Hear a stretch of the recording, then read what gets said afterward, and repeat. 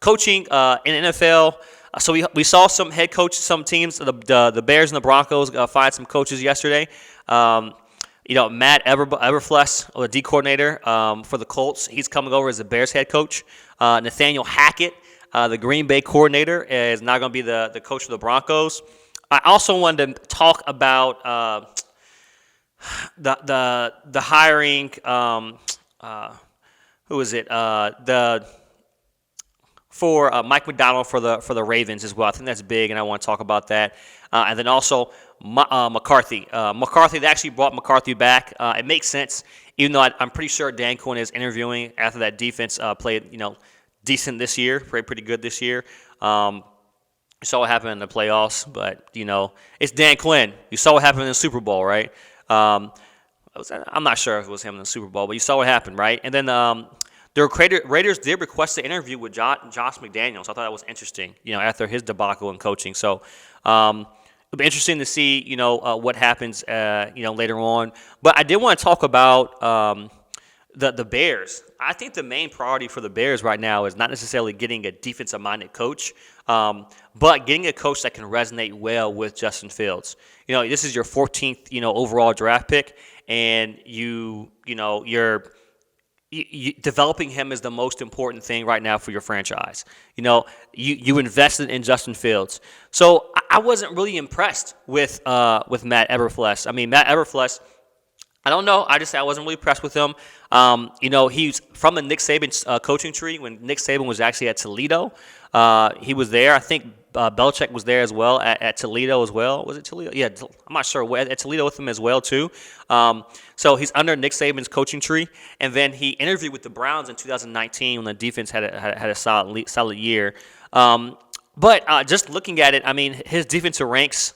And so the Bears actually did interview quite a few people. So they interviewed Brian Flores, Leslie Frazier, Jim Caldwell, Todd Bowles, Dennis Allen. So they brought in some big names for this opportunity. I guess they feel he's the man for the job. But from a defense-wise, if you feel like defense is the most important thing, I mean, you have Khalil Mack there. Why waste his good years by playing on sorry teams? In 2018, he was 12th.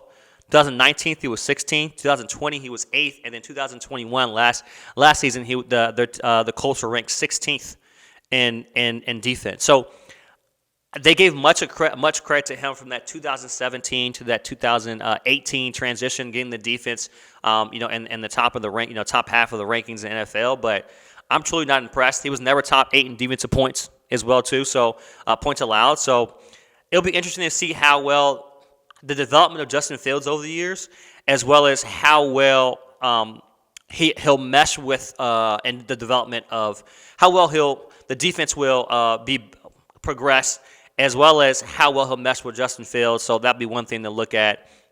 The Broncos. So I really think the Broncos may have a new owner right now, because you don't hire a coach if you don't have a new owner, right? The old coach doesn't hire a new owner if he's on his way out.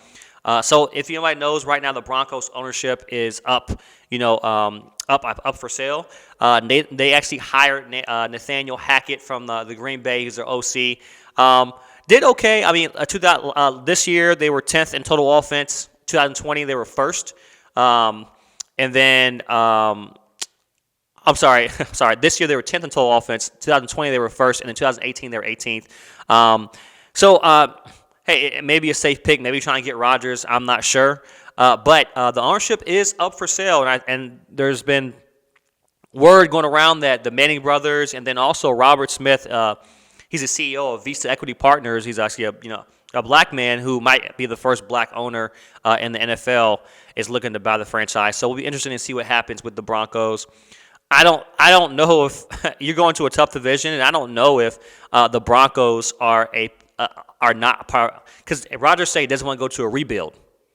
If you think of it, that team really kind of is in a rebuilding phase. Next year they could potentially, make waves, but look at the division. They're in there with Kansas City, Vegas, Chargers, and Broncos. So that's a tough division.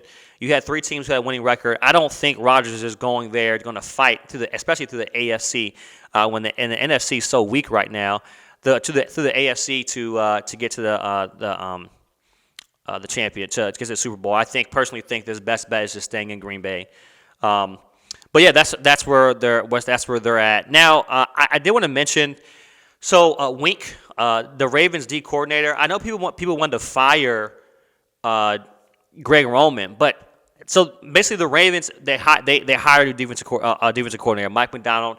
He had been with the Ravens since 2004 with various positions. He left last year to actually coach defensive coordinator from Michigan, and this is with Jim Harbaugh. So Jim Harbaugh, of course, John Harbaugh, the Ravens head coach, Jim Harbaugh, they played in the Super Bowl, is at Michigan. Pretty much they bounced around this guy. Now he's going back, and they're bringing him in. I don't think they should have ever got rid of Don Martingale. I don't think they should have ever got rid of Wink. I mean, 2018 first in defense, 2019 fourth, 2020 seventh, 2021 24. Now he's worked with makeshift players throughout. He's the GM. They've done a good job of getting some players in.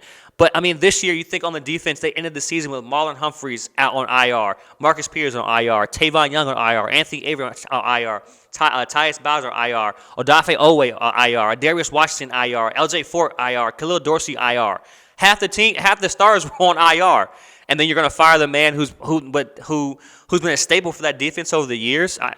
The coaching carousel in the NFL is just out of Wink. But I do think it's a good hire for the Ravens. I just don't think they should have got rid of a Wink, bringing back an old name. So, but yeah, we'll see what happens. I mentioned to see who the Giants hire. I have a heart for the Giants, so I kind of always want to see the Giants do well because I don't like the Cowboys, and the Washington fans have been obnoxious over the years.